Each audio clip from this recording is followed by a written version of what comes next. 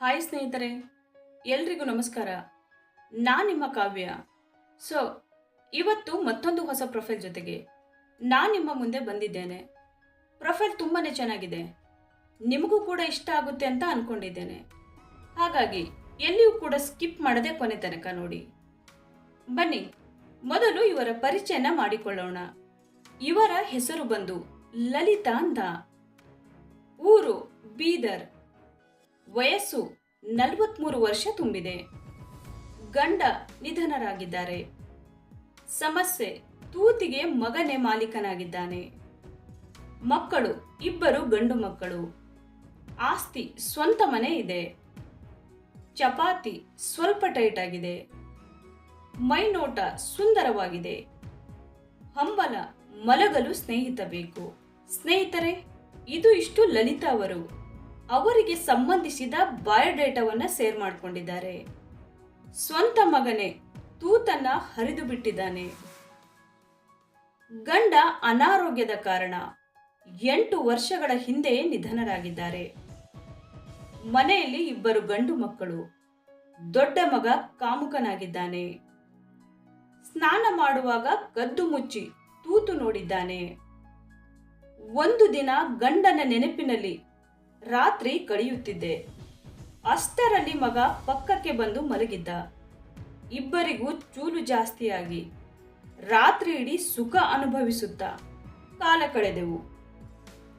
ಆವಾಗಿನಿಂದ ಹಿಡಿದು ನನ್ನ ಮಗ ಒಂದು ರಾತ್ರಿ ಕೂಡ ಬಿಡದೆ ಹಾಗೆ ತೂತು ಹರಿತಾನೆ ಇರ್ತಾನೆ. ನನಗೂ ಸಾಕಾಗಿದೆ. ಮಗನ ಮುಂದೆ ಮನಸ್ಸು ಬಿಚ್ಚಿ ತೂತು ಕೊಡುವುದಕ್ಕೆ ಆಗುತ್ತಿಲ್ಲ. ಹಾಗಾಗಿ ಹೊಸ ಗೆಳೆಯ ಬೇಕು. ಸ್ನೇಹಿತರೆ, ಲಲಿತಾ ಅವರು ಸ್ವಂತ ಮಗನೇ ತೂತು ಹೇಗೆ ಹರಿದಿದ್ದಾನೆ, ಹಾಗೆ ಹೊಸ ಗೆಳೆಯ ಯಾಕೆ ಬೇಕು ಅನ್ನುವ ಪ್ರಶ್ನೆಗೆ ಸಂಪೂರ್ಣ ಮಾಹಿತಿಯನ್ನು ನೀಡಿದ್ದಾರೆ. ಇಷ್ಟ ಆದವರು ಕಮೆಂಟ್ ಮಾಡಿ ತಿಳಿಸಿ. ಮಿಂಡನ ಅವಶ್ಯಕತೆ ಯಾಕೆ? ಮಗನ ಜೊತೆ ಮನಸ್ಸು ಬಿಚ್ಚಿ ಕೇಯಿಸಿಕೊಳ್ಳಲು ಆಗುತ್ತಿಲ್ಲ. ಸುರಂಗಕ್ಕೆ ನಾಲಿಗೆ ಇಟ್ಟು ಚೀಪುವರು ಬೇಕು. ಮಗ ತೂತು ಚೀಪುವುದೇ ಇಲ್ಲ, ಬರೀ ಗುದ್ದಾಟ ಮಾತ್ರ ಮಾಡ್ತಾನೆ. ಹಾಲು ಕುಡಿಯಲು ಗೆಳೆಯ ಬೇಕು. ಮಗನಿಗೆ ಹಾಲು ಇಷ್ಟ ಇಲ್ಲ, ಯಾವಾಗಲೂ ಬೈತಾನೆ ಇರ್ತಾನೆ. ಹೊಸ ಹುಡುಗಿ ಬೇಕು, ಬೇಗ ಮದುವೆ ಮಾಡು, ನಿನ್ನ ಜೋತು ಬಿದ್ದ ತೂತು ಸಾಕಾಗಿದೆ ಅಂತ. ನನಗೆ ಚೂಲು ಜಾಸ್ತಿ, ದಿನ ಪಕ್ಕಕ್ಕೆ ಉದ್ದನೆಯ ಗೂಟ ಬೇಕು. ಮಗನ ಮದುವೆ ಆದ ಮೇಲೆ ಒಂಟಿಯಾಗಿ ಬಿಡ್ತೇನೆ. ತೂತಿನ ಗತಿ ಏನು? ಹಾಗಾಗಿ ಒಬ್ಬ ಸ್ನೇಹಿತ ಬೇಕು. ಸ್ನೇಹಿತರೆ, ಲಲಿತಾ ಅವರು ಮಿಂಡನ ಅವಶ್ಯಕತೆ ಯಾಕೆ ಅನ್ನುವ ಪ್ರಶ್ನೆಗೆ ಸವಿಸ್ತಾರ ಮಾಹಿತಿಯನ್ನು ನೀಡಿದ್ದಾರೆ. ಹುಡುಗನ ಸ್ವಭಾವ ಹೀಗಿರಲಿ. ಹುಡುಗ ಬಡವನಾದರೂ ಪರವಾಗಿಲ್ಲ, ಒಳ್ಳೆಯವನಾಗಿರಬೇಕು. ಮೃದುವಾಗಿ ಮಾತನಾಡಬೇಕು. ನೋಡಲು ಒಳ್ಳೆಯ ಲಕ್ಷಣವನ್ನ ಹೊಂದಿರಬೇಕು. ಹೆಣ್ಣು ಮಕ್ಕಳ ಬಗ್ಗೆ ವಿಶೇಷ ಗೌರವವಿರಲಿ. ಕಷ್ಟಪಡುವ ಗಂಡು ಆಗಿರಲಿ. ಮನೆ ಜವಾಬ್ದಾರಿ ನೋಡಿಕೊಳ್ಳಬೇಕು. ತೂತಿಗೆ ಸುಖ ಕೊಟ್ಟು ಮನಸ್ಸಿಗೆ ಶಾಂತಿ ಕೊಡಬೇಕು.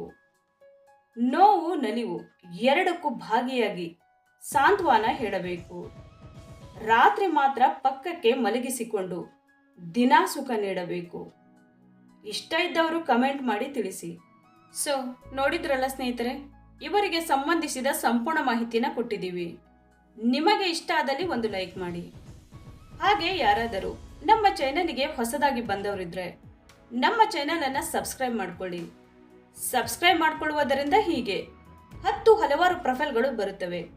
ಅದರಲ್ಲಿ ಖಂಡಿತವಾಗಿ ಒಂದನ್ನು ಸೆಟ್ ಮಾಡಿಕೊಳ್ಳಬಹುದು. ಧನ್ಯವಾದಗಳು.